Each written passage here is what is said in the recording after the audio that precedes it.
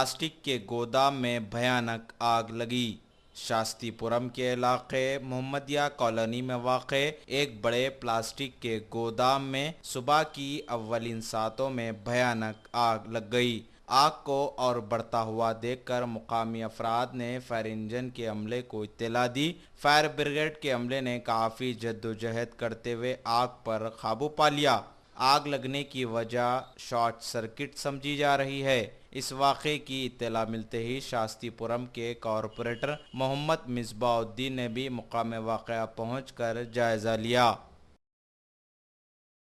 तकरीबन 7 बजे शास्तीपुरम division Mohammadia colony मस्जिद के पास मुझे मॉर्निंग 7 o'clock को फ़ोन आया कि भाई यहाँ पर आग लग गई। तुरंत मैं जो है सो फायर इंजन्स को फ़ोन मारा और लोकल एरिया के लीडर्स को फ़ोन मारा।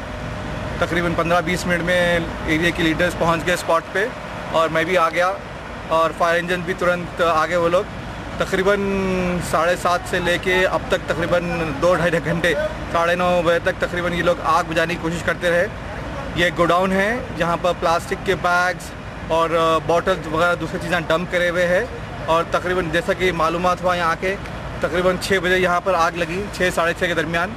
और हमको फ़ोन आया, हम फौरी जो है सो उसको इमरजेंसी में फौरी फायर इंजन भेजना शुरू करें। यहाँ के डिप्टी कमिश्नर दशरथ भी पहुँचे स्पॉट पे और GHMC के वर्कर्स वगैरह भी पहुँचे। वो लोग भी तकरीबन पुलिस को इन्फॉर्म करे और यहाँ के जो जिसका गोडाउन था वो लॉक था, उसका लॉक तोड़े और यहाँ पर उसकी जो फायर लगी थी उसको बुझाए।